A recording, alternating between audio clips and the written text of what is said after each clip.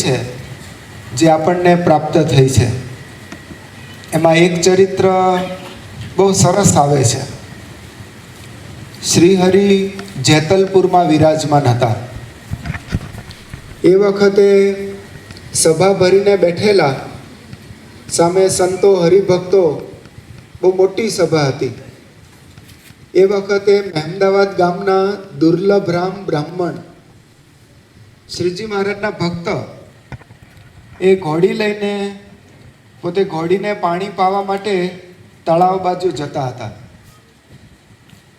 ઘોડીને પાણી તો પાયું, પણ જ્યારે વળતા એમણે જોયું કે મહારાજની આવી વિશાળ સભા થઈ છે, ચાલો હું પણ આ સત્સંગનો લાભ લઉં.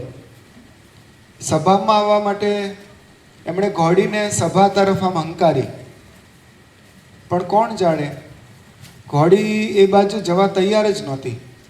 જાજા માણસો જોયા એટલે કદાચ એને વિચાર બદલાયો હશે, એટલે દુર્લભરામ સભા બાજુ લાવવા પ્રયત્ન કરે અને ઘોડી જોર કરીને પાછું વળવા પ્રયત્ન કરે. એને ગામ તરફ જવું હતું ઘોડીને, અને દુર્લભરામને જવું હતું સત્સંગ સભામાં. એ વખતે શ્રીજી મહારાજે આ જોયું. 3 વખત આમ આગળ પાછળ આ ઘોડી અને દુર્લભરામને આ બધો સંઘર્ષ ચાલ્યો. શ્રીજી મહારાજે જોયું. પછી સભામાં મહારાજ બોલ્યા કે જોઈએ કોનામાં વધારે બળ છે. જો દુર્લભરામમાં વધારે બળ હશે તો એ પોતે ઘોડીને લઈને અહીંયા આવશે, સત્સંગમાં આવશે. અને જો ઘોડીમાં વધારે બળ હશે તો એ ઘોડી ગામ તરફ એને ખેંચી જવાની છે. જોઈએ હવે શું થાય છે. અને અંતે દુર્લભરામનો વિજય થયો. એ સત્સંગ સભામાં લાભ લઈ શક્યા. ઘોડીનું જોર હતું એના કરતાં પણ વધારે જોર દુર્લભરામે વાપર્યું. પછી શ્રીજી મહારાજ આપણને ઉપદેશ આપતા કહે છે કે બસ આવો જ સંઘર્ષ દરેક ભક્તોને ચાલે છે. દરેકને એવો વિચાર રહે છે સત્સંગમાં જવું છે, પણ કોઈ ગમે તે પરિબળ હોય, દરેક વખતે ઘોડી હોતી નથી. એ કોઈ પણ કારણસર એ આપણને સત્સંગમાંથી ખેંચી અને બીજે લઈ જવા માટેના પ્રયત્નો આપણા જીવનમાં પણ બને છે. પછી શ્રીજી મહારાજ બોલ્યા કે જો મનુષ્યના જીવમાં બળ હોય તો એ ગમે તેમ બધું એડજસ્ટમેન્ટ કરીને, એ જોર વાપરીને પણ એ સત્સંગમાં આવે. અને જો ભગવાનનો આશ્રિત હોય, ભગવાનની શરણાગતિ હોય તો ચોક્કસ એનો જ વિજય થાય. અને જો સહેજ ઢીલું હોય તો માયાનું જોર એટલું કે નરક 84માં નાખે છે. આ વાત ગોપાળાનંદ સ્વામીએ નોંધી અને આપણને સમજાવે છે કે આપણા જીવનમાં ભગવાનનું બળ કેટલું, ભગવાનના આશ્રયનું બળ કેટલું. એવું કહેવાય છે, વિદ્વાનો એવું કહે છે કે મહાભારત ગ્રંથ 1,00,000 શ્લોકોનો ગ્રંથ છે. અને એ આખો ગ્રંથ કદાચ આપણે ન વાંચી શકીએ તો 700 શ્લોકોની ગીતા એ સમગ્ર મહાભારતનો સાર છે. 700 શ્લોકો. કદાચ આપણને એટલો સમય પણ ન મળે અને 700 શ્લોકો વાંચવાની અનુકૂળતા ન હોય તો એમાં છેલ્લો શ્લોક યાદ રાખીએ તો પણ ઘણું છે. અને છેલ્લો શ્લોક એ આખા મહાભારતનો સાર છે, ગીતાનો સાર છે. એ શ્લોક કયો? યત્ર યોગેશ્વરઃ કૃષ્ણો યત્ર પાર્થો ધનુર્ધરઃ યત્ર યોગેશ્વરો કૃષ્ણઃ યત્ર પાર્થો ધનુર્ધરઃ તત્ર શ્રીર વિજયો ભૂતિર ધ્રુવા નીતિર મતિર્મમ. આ શ્લોકમાં સમજાવે છે કે જેના પક્ષમાં ભગવાન યોગેશ્વર હોય, જેના પક્ષમાં આ ધનુર્ધારી અર્જુન હોય, અર્જુન અને શ્રી કૃષ્ણ જેના પક્ષમાં હોય એનો જ હંમેશા વિજય થાય છે.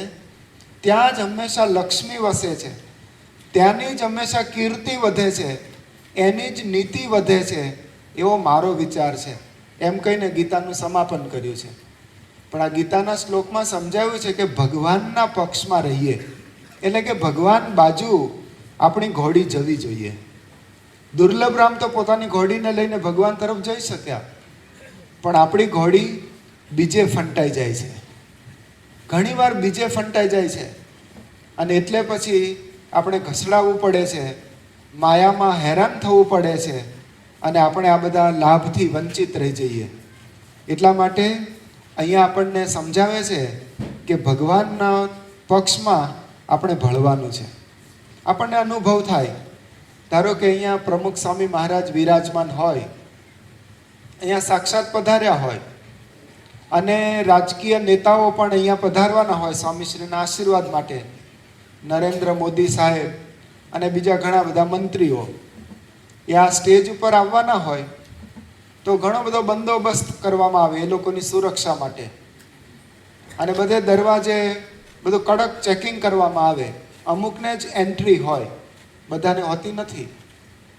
પણ એ મોદી સાહેબની સાથે કોઈ આવતો હોય, બીજો માણસ, એને રોકે પેલો સિક્યુરિટી ગાર્ડ કે નહીં રૂક જાઓ. પેલો કહેશે કે નહીં, હમ ઉનકે સાથ હૈ, હમ સાહબ કે સાથ હૈ. બસ આ એક જ વાક્ય બોલશે, હમ ઉનકે સાથ હૈ. એના માટે બધા દરવાજા ખુલ્લા થઈ જાય કે ઓકે આવો આવો, હમ ઉનકે સાથ હૈ. એક મંત્રીની સાથે પણ તમે આવો વ્યવહાર કરો, એની માટે બોલો હમ ઉનકે સાથ હૈ. નાનકડું વાક્ય છે, પણ એ તમારો પરિચય આપી દે છે કે ઓ આ પણ આ મિનિસ્ટર મંડળનો અથવા આ પણ આ બધા મોતી સાહેબનો અંગત માણસ છે કે ઓકે હમ ઉનકે સાથ હૈ, તો ચાલો જાઓ. અને સીધો અહીંયા સ્વામી પાસે સ્ટેજ પર આવી શકે. એમ આપણે પણ ઘણી બધી જગ્યાએ આપણો રથ ફસાય છે, અટકી જવું પડે છે.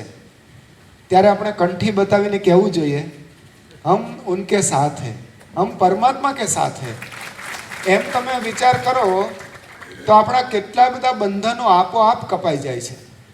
બસ ભગવાનને સાથે રાખીએ એવું આપણને આ કહે છે, હમ ઉનકે સાથ હૈ. પરમેશ્વરને સાથે રાખવા એના કરતાં પરમેશ્વરની સાથે આપણે રહેવું એ બહુ મોટો વિચાર છે. અને એવું આપણે સાથે રાખીએ ને તો શ્રીજી મહારાજ કહે છે લક્ષ્મી આપોઆપ એની પાછળ આવશે. લક્ષ્મી તો ભગવાનની અર્ધાંગના છે, ભગવાનની ધર્મપત્ની છે, અને એટલે ભગવાન હોય ત્યાં લક્ષ્મીજી આવવાની જ છે. હા, એવું બને કદાચ કોઈ લક્ષ્મી ઘેલો થયો હોય, લક્ષ્મી પાછળ પડ્યો હોય, તે ભગવાનને ચૂકી જાય અને લક્ષ્મી પણ ગુમાવે. પણ ભગવાનને રાખે છે એને બધું જ પ્રાપ્ત થાય છે. અને હા, કદાચ ભગવાનને કોઈ છોડી દે અને બીજેને ઘણી બધી સમૃદ્ધિ પ્રાપ્ત થાય તો પણ એને શાંતિ કરનારી નથી. યોગીજી મહારાજ દ્રષ્ટાંત આપતા, બહુ પ્રેક્ટિકલ દ્રષ્ટાંત હતું આ. યોગીજી મહારાજ કહે છે કે એક વખત એક મેળાની અંદર એક પિતા પોતાના નાના બાળકને, 8 વર્ષના બાળકને લઈને એ મેળામાં ફરવા માટે ગયા. નાનો બાળક આ મેળો જોઈને રાજી થશે એવો એને વિચાર. જેવો મેળામાં પ્રવેશ કર્યો ત્યાં જાત જાતના આકર્ષણો હતા, જાત જાતની ખાણીપીણીના સ્ટોલ, રમકડાની દુકાનો, પછી ચગડોળ ને આ બધું હેરાફેરી, બધું જાત જાતની રમતો હતી. પેલા જેવો મેળામાં પ્રવેશ કર્યો એટલે બાળકે જોયું કે ઓ અહીંયા તો આઈસ્ક્રીમ ને સરસ મજાનું ખાવાનું મળે છે. એટલે એના પપ્પાને કહે છે કે પપ્પા આઈસ્ક્રીમ. એટલે એના પપ્પા કહે છે શાંતિ રાખ, હજી તો આપણે મેળામાં દાખલ થયા છીએ, ઘરેથી નાસ્તો પાણી કરીને જ આવ્યા છીએ, એટલી શું ઉતાવળ છે, ચાલ આઈસ્ક્રીમ નથી આપવો. આગળ લઈ ગયા, ચગડોળ જોયો, એમાં નાના નાના બાળકો ઘણા બધા ઉપર બેસીને આખું આ મેરીગો રાઉન્ડની અંદર બધા ફરતા હતા. બાળકને ઈચ્છા થઈ પપ્પા ચગડોળ. પેલોનો પિતા કહે છે કે જેટલું જોઈએ છે બધામાં બેસવાના વિચાર નહીં કરવાના, અમુક જોવાનું હોય, માણવાનું હોય, અને સારું લાગે ત્યાં આપણે જઈશું, એટલી શું ઉતાવળ છે, પેલા જો. આગળ ગયા તો ફુગ્ગા અને રમકડાની દુકાન અને જાત જાતના રમકડા, આમ ઇલેક્ટ્રિક સેલથી પણ ચાલનારા, અમુક ચાવીથી વાગે રમે. અને આ છોકરો પહેલી જ વાર જોતો હતો આવા સરસ રમકડા. એ ઊભો રહી ગયો, આમ પગ પછાડીને ગઈ પપ્પા રમકડા. કેટલી વાર તને ના પાડવી, ચાલ આગળ. આગળ ગયા તે વખતે બધું પાઉંભાજી, સમોસા, ગરમ ગરમ ઇડલી સંભાર, આ બધું સ્ટોલ ચાલતો હતો. પપ્પા પાઉંભાજી. એના પપ્પા બહુ મક્કમ હતા, કંઈ આપ્યું નહીં, કંઈ ખરીદી ના આપ્યું. આગળ ગયા ત્યાં નાચગાન ચાલતું હતું સ્ટેજ ઉપર, અને ત્યાં બધું જાત જાતના નાચગાન નૃત્ય ચાલતા, એટલે ઘણા માણસો ત્યાં ટોળે વળીને જોતા હતા. એમાં પિતા પણ ઊભા રહ્યા. પેલા છોકરાને તો એમાં બહુ રસ નહીં, પણ આંગળી પકડેલી એટલે એ પણ સાથે ઊભો. પણ પેલા પિતા પણ એટલા ગુલતાન થઈ ગયેલા નૃત્યમાં, ઓતપ્રોત. પેલા છોકરાને પણ ખબર ના પડી, આંગળી છૂટી ગઈ. અને હજારો માણસ આ મેળામાં હતા. ક્યાં જતો રહ્યો આ છોકરો, એના પિતાને પણ ખબર નહીં, છોકરાને પણ ખબર નહીં કે મારા પપ્પા ક્યાં છે. બધાને પૂછે, પપ્પા પપ્પા ક્યાં છે? તો દરેક માણસ કે હું પપ્પા જ છું. કોઈકનો તો પપ્પા હોય જ ને, કે નહીં મારા પપ્પા ક્યાં છે. હવે ક્યાં શોધવા? અને આ છોકરાએ રોકકળ ચાલુ કરી, રડવા માંડ્યો. અને એ વખતે મેળામાં વ્યવસ્થા એવી હતી કે આવા નાના બાળકો કંઈ અટવાયા હોય, માતા પિતાથી છૂટા પડી ગયા હોય, તેને ત્યાં રાખે. અમુક બહેનો એની સેવામાં હોય અને સાર સંભાળ લે. એના પિતા આવે ત્યારે મેળાપ કરાવી આપે. તો ત્યાં છોકરાને લઈ ગયા, પણ એનું રડવાનું ચાલુ. પેલી બહેનો હતી એ કહે છે કે નહીં જો દીકરા રડવાનું નહીં, હા હું તને આઈસ્ક્રીમ આપું. પેલો છોકરો કહે છે ના મારે આઈસ્ક્રીમ નહીં, પપ્પા ક્યાં છે? જે થોડી વાર પેલો પોતે જ આઈસ્ક્રીમ માગતો હતો, હવે સામેથી ના પાડે છે કે નહીં આઈસ્ક્રીમ નહીં, પપ્પા ક્યાં છે? પેલો કે જો ચૂપ થઈ જા, રડવાનું નહીં, હમણાં પપ્પા આવશે, તું રડવાનું બંધ કર. પેલો ચાલુ જ હતું રડવાનું, કે રડીશ ને જો સામે મોટો ચકડોળ છે ને, આમ 100 ફૂટ સુધી ઉપર તને લઈ જાય, ત્યાં તને બેસાડવાનો છે, બહુ મજા આવશે. કે નહીં મારે ચકડોળમાં નથી બેસવું, પપ્પા ક્યાં, પપ્પા ક્યાં છે? પેલી જે કંઈ પ્રલોભન આપે કે તને પાઉંભાજી ખવડાવશું, રમકડા આપીશું, જાત જાતના ફુગ્ગા લઈ આપીશું, મારે કાંઈ જોઈતું નથી, પપ્પા ક્યાં છે? અને પછી એના પપ્પા મળ્યા. પછી તો પપ્પા સાથે બહુ રાજી થઈ ગયો, અને પછી એના પપ્પાએ બધું ખવડાવ્યું પણ ખરું. પણ જો વિચાર કરવા જેવો છે, પહેલાં એ બાળક બોલતો હતો મને આઈસ્ક્રીમ આપો, મને ચકડોળમાં બેસાડો, મને રમકડા લઈ દો, મને ફુગ્ગા લઈ દો. એના પિતાએ કાંઈ લઈ આપ્યું નહીં. અને જ્યારે વગર માગીએ સામેથી મળતું હતું તો એ ના પાડે છે કે મારે રમકડા ના જોઈએ, આઈસ્ક્રીમ ના જોઈએ, પાઉંભાજી નથી ખાવી, કાંઈ જ જોઈએ નહીં, પપ્પા ક્યાં છે? એટલે જો છોકરાને જોઈએ તો છે, પણ પપ્પાના ખોળામાં બેસીને એને આઈસ્ક્રીમ ખાવો છે, એકલો આઈસ્ક્રીમ નહીં. એ છોકરાને ચકડોળમાં બેસવું છે, પણ પપ્પાની સાથે ચકડોળમાં. પપ્પા બેઠા હોય, ઊભા હોય અને હું ચકડોળમાં ફરું. પપ્પા હોય ને હું પાઉંભાજી ખાઉં, પપ્પા બાજુમાં હોય અને હું રમકડા કે ફુગ્ગાથી રમું. એને વિચાર આ છે. એ પપ્પા વગરનું આ બધું સામેથી મળતું હોય એ મારા માટે દુઃખદાયક છે, મારે જરૂર નથી. એમાં સંસારના મેળામાં પણ આપણે બધા જ બાળકો અટવાયેલા છીએ, બધા જ બાળકો. અને એ વખતે કદાચ આપણને સામેથી કોઈ કહે ને હું તને સરસ બંગલો આપું, તને આટલું ધન આપું, આવી સારામાં સારી સર્વિસ આપું, કે સારામાં સારી મિલકત આપું, જમીન આપું, પણ એ જમીન આપણા માટે સુખદાયક નથી. એટલા માટે કે આપણે પણ મેળામાંથી આંગળી છૂટી ગઈ છે.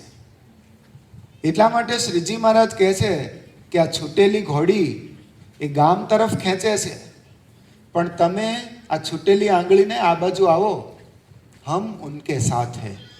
આ ભગવાનની સાથે રહેવામાં પછી બધો જ આનંદ છે. અને તમને ઉતાવળ છે કે ભગવાન મને ક્યારે આ બંગલો આપવાના છે, પણ ભગવાન કે ચૂપ, હમણાં ઉતાવળ ન કરીશ, બધું આપીશ. આપણને અધીરાય છે, આપણને એમ છે હું ક્યારે અબજોપતિ બની જાઉં. એટલે ભગવાનને પ્રાર્થના કે હે ભગવાન, લક્ષ્મીજી તો તમારી પાસે અઢળક છે, અમને આપો, અમને આપો. આપણે ભગવાન કે ચૂપ, હમણાં શાંતિ રાખ, બધું જોવાનું હોય, બધું ઉતાવળ શું છે એટલી બધી. ભગવાન બધું જ આપવાના છે, પણ તમે ભગવાનની સાથે રહો તો. પહેલી શરત એ છે, એટલે કે ભગવાનનો આશ્રય. અને એના માટે બ્રહ્માનંદ સ્વામી જેવું આપણને બીજું ઉદાહરણ મળવું બહુ જ મુશ્કેલ છે. બ્રહ્માનંદ સ્વામી એ સ્વામિનારાયણ ભગવાનના ઉત્તમ કક્ષાના સંત હતા, પરમહંસ હતા. અને એમને શ્રીજી મહારાજ સાથે એટલી ગાઢ પ્રીતિ, શ્રીજી મહારાજની અનન્ય શરણાગતિ, ભગવાન સિવાય બીજો કોઈ વિચાર નહીં. એમની પાસે અઢળક સોનું હતું. પોતે રાજકવિના બિરુદ પામેલા, પોતે રાજસ્થાનથી આવ્યા, પણ એ આ કચ્છના મહારાજાને એને પ્રસન્ન કરેલા, એવા રજવાડી પોશાક એમને ભેટ આપેલા. એટલું જ નહીં, હાથી ઘોડા એ પણ એની સેવામાં મૂકેલા. ત્યાંથી બધાને રાજા રજવાડોને કવિત બનાવીને રીઝવે. જામનગર ગયા, ત્યાંના મહારાજાના પણ એવા યશોગાન કર્યા. એણે પણ અઢળક સંપત્તિ આપેલી. અને તમે અહીંયા જ રહી જાઓ. પણ આ રાજકવિ ત્યાં રોકાય એમ નહોતા. ભાવનગર આવ્યા, ભાવનગરની અંદર પણ એટલી જ એને સમૃદ્ધિ મળી. અને પછી તો સ્વામિનારાયણ ભગવાનનો યોગ થયો અને ત્યાંને ત્યાં ઠરીને ઠામ થઈ ગયા. બહુ સમૃદ્ધ કુટુંબમાંથી પોતે આવેલા, પોતે ધનવાન, પણ સ્વામિનારાયણ ભગવાને જેમ આંગળીના ટેરવે નચાવે એમ બ્રહ્માનંદ સ્વામી નાચ્યા. આ બધા પરમહંસો બહુ બુદ્ધિશાળી હતા અને ઘણું બધું કમાઈ શકે એવું એમની પાસે સામર્થ્ય હતું, શક્તિ હતી, કળા હતી. પણ સ્વામિનારાયણ ભગવાને એકવાર ચરિત્ર કર્યું. બધા જ પરમહંસોને કંતાન પહેરવાનું, પેલું રફ કંતાન, આ ધોતિયા નહીં, એની જગ્યાએ કંતાન પહેરવાનું થોડા સમય માટેનું આ એક પ્રકરણ હતું. અને શ્રીજી મહારાજે ટુકડા કપાવીને તૈયાર રાખેલા. બધા પરમહંસોને કહે છે, આવો વન બાય વન, દરેકને હવેથી આ કંતાન પહેરવાનું છે. અમે જ્યાં સુધી બીજી આજ્ઞા ન કરીએ ત્યાં સુધી આ કંતાન પહેરવાનું રહેશે. આ જ તમારો વેશ, આ જ તમારો પરિવેશ, બીજા સંકલ્પ કરવાના નહીં. તો બ્રહ્માનંદ સ્વામી આમ સ્થૂળ કાય હતા. સ્વામિનારાયણ સંહિતામાં નોંધ્યું છે કે એમનું વજન 12 મણ હતું. 12 મણ એટલે 240 કિલો વજન. 240 કિલો વજન. આ કદાચ સોફામાં પણ સમાય કે કેમ એ પ્રશ્ન. હવે શ્રીજી મહારાજે ટુકડા બધાને એક પછી એક કંતાનના આપતા, તો બધા તો જે રેગ્યુલર સાઇઝ હોય એવા હતા. બ્રહ્માનંદ સ્વામીને કંતાન આપ્યું તો એમણે ના પાડી કે આ કંતાન મારી સાઇઝમાં અનુકૂળ નથી, મોટું આપો. શ્રીજી મહારાજ કે આ જ મળશે, સામ્યવાદ, બધાને એક સરખું જ, આમાં કોઈ ફેરફાર નહીં. પણ મારા શરીર સામે તો જુઓ. તો શ્રીજી મહારાજને કહે છે, મારા શરીર સામે તો જુઓ, સાઇઝ પ્રમાણે તમારે આપવું જોઈએ. હું પહેરવાની ક્યાં ના પાડું છું, પણ સાઇઝ પ્રમાણે આપો. મારા શરીર સામે તો જુઓ. શ્રીજી મહારાજ કે અમે સામે, તમે તમારા શરીર સામે જુઓ, કેવું વધાર્યું છે, પાછું પાડો. પણ આજે હું તપ ઉપવાસ શરૂ કરું અને તમે કાલથી તો કંતાન પહેરવાની વાત કરો છો. કાલે ને કાલે ઓછું, એક દિવસમાં ઓછું થઈ જવાનું છે. આ જ મળશે.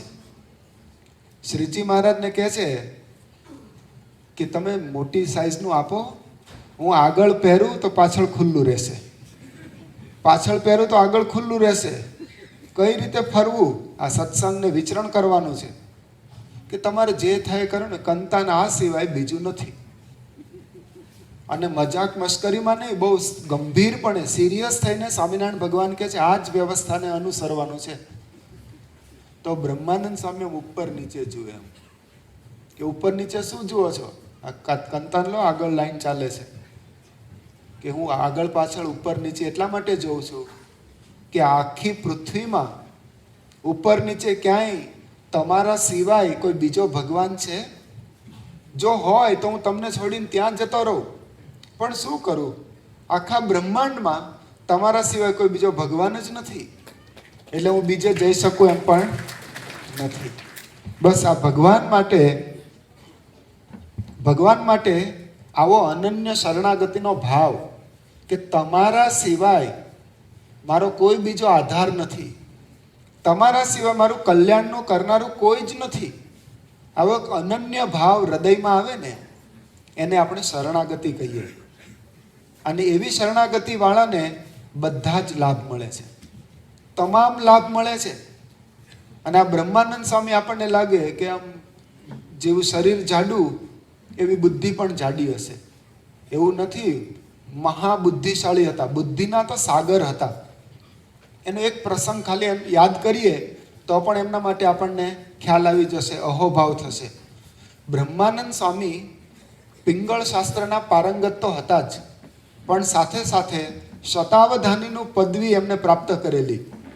શતાવધાની, શત એટલે 100 અને અવધાન એટલે 100 વસ્તુને એક સમયે યાદ રાખી શકે. હું તમારા પર પ્રયોગ કરવાનો છું, થોડા સજાગ રહેજો. શતાવધાની 100 વસ્તુને યાદ રાખે. પાછો કઈ રીતે?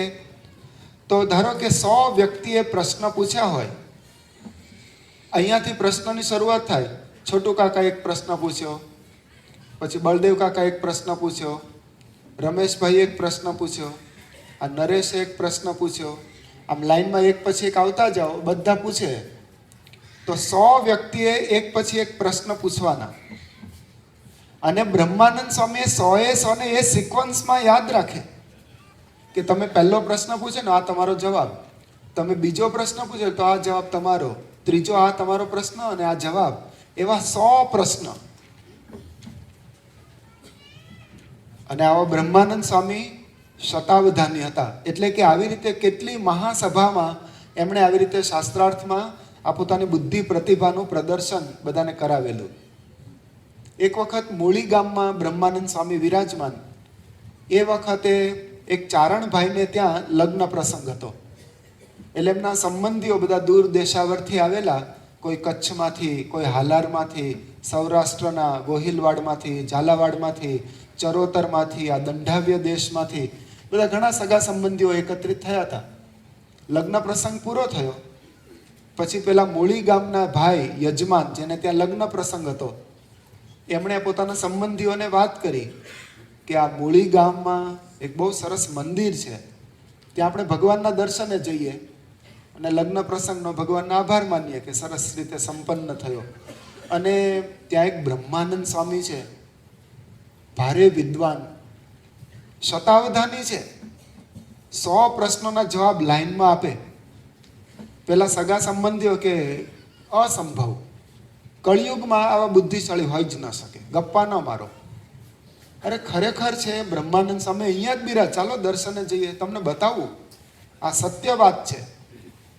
તો રસ્તામાં પેલા 6 ભાઈઓ હતા, એમણે નક્કી કર્યું કે કદાચ બ્રહ્માનંદ સ્વામી શતાવધાની છે, આપણે માની લઈએ, પણ એમ મનાય નહીં.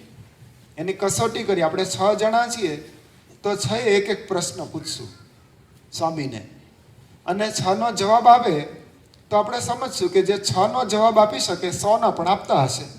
Let's try. આ બધા તૈયાર થયા અને પછી મનોમન નક્કી કર્યું. મંદિરમાં પ્રવેશ્યા, ભગવાનના દર્શન કરીને તરત જ પૂછ્યું બ્રહ્માનંદ સ્વામી ક્યાં છે? તો પૂછ્યું સભા મંડપમાં બેઠા છે, જાઓ. સભા મંડપમાં બ્રહ્માનંદ સ્વામી વિરાજમાન હતા, નાનકડી ગાદી પર બેઠેલા. અને ત્યાં આ 6 ભાઈઓ આવ્યા, સ્વામીને પ્રણામ કર્યા અને પછી કંઈક સ્વામી અમારે કેટલાક પ્રશ્નો છે. બ્રહ્માનંદ સાહેબ કે બેસો, પૂછો. આમ તો નાટક હતું, પૂર્વ આયોજન, પણ પહેલા એ પ્રશ્ન પૂછ્યો કે સાગરની પુત્રી કોણ હતી? હવે જેવો પ્રશ્ન પૂરો થાય તરત જ બીજા એ પ્રશ્ન કે જીવને ને પરમાત્માને કેવો સંબંધ છે? મારે દ્વારિકાની યાત્રા કરવા જવું છે, હું જાઉં કે નહીં? ગોકુળનો પતિ કોણ હતો જેણે કૃષ્ણ ભગવાનનું પાલન પોષણ કર્યું? કળિયુગમાં કોઈ સ્ત્રી હોય, કળિયુગમાં સ્ત્રી હોય, એને સૌથી વહાલું કોણ હોય? અથવા તો પોતાના પતિનું સંબોધન કરવું હોય તો કઈ રીતે બોલાવે? અને છેલ્લા એ પ્રશ્ન પૂછ્યો, છઠ્ઠાએ, કે કળિયુગમાં એવો કોઈ છે કે આપણને નિષ્કામી કરે, નિર્દોષ કરે અને અક્ષરધામ પમાડે, ભગવાનનું ધામ પમાડે? આ 6 પ્રશ્નો પૂછે. હવે પ્રશ્ન આપણા શરૂ થાય છે. આ 6 પ્રશ્નો કોણ કહી શકશે? એક આંગળી. આ જ ક્રમમાં કહેવાના છે, એ પણ શરત છે આપણી. હા, સૂચક છે ખરા એક. જો એટલે આપણે પૂછું છું હમણાં, પણ કેમ બીજી આંગળીઓ ઊંચી થતી નથી?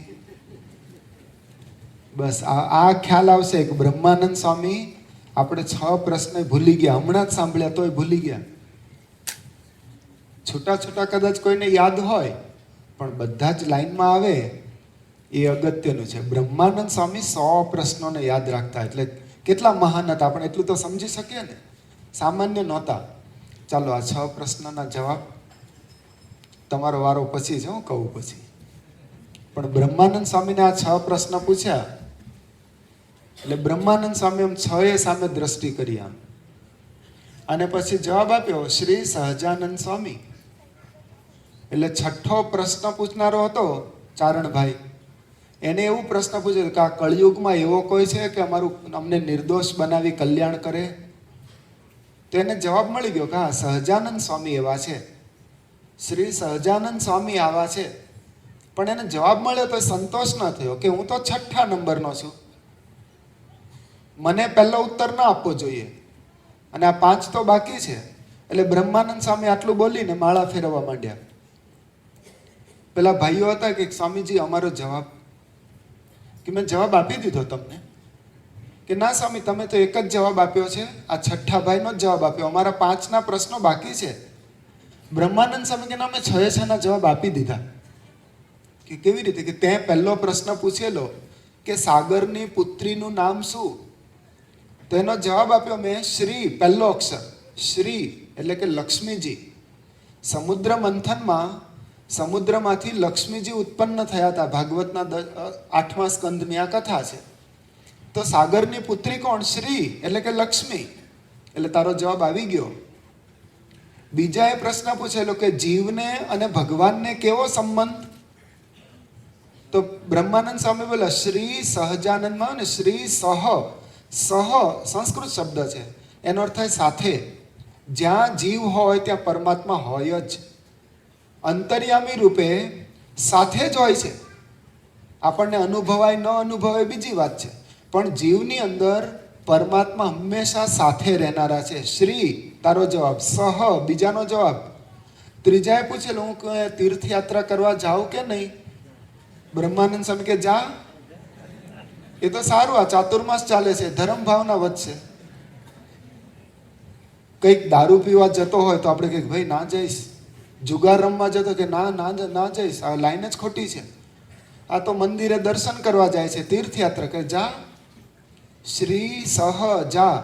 ગોકુળનો રાજા કોણ હતો જેણે કૃષ્ણ ભગવાનનું પાલન પોષણ કર્યું? નંદ.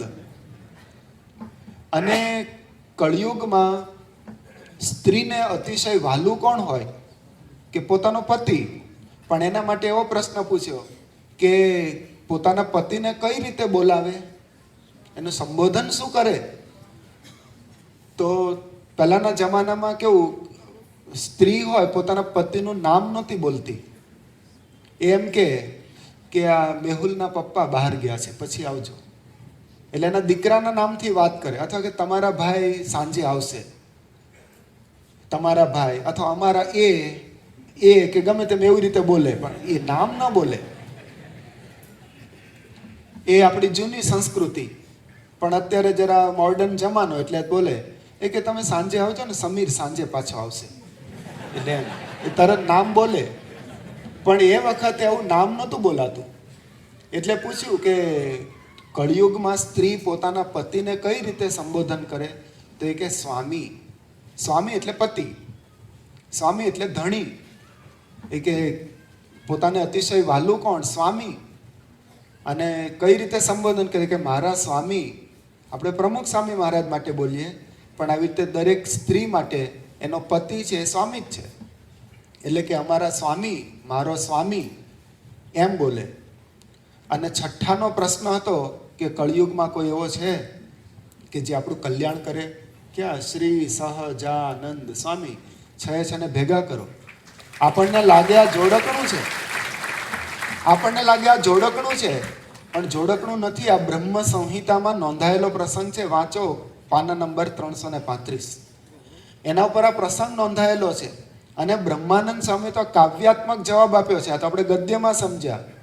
કોણ સુતા શુભ સાગરની, કહી વાસ વસે જીવ અંતરયામી, તીર્થ કારણ જાઉં ન જાઉં, કોણ કહો ગોકુલ ગામી, કોણ કહો ગોકુલપતિ ગામી, કોણ કહો સતી કો અતિ વલ્લભ, કોણ કરે જન કો નિષ્કામી, પ્રશ્ન સુણી મુનિ બ્રહ્મ કહે, સુણો સૌ શ્રી સહજાનંદ સ્વામી, શ્રી સહજાનંદ સ્વામી.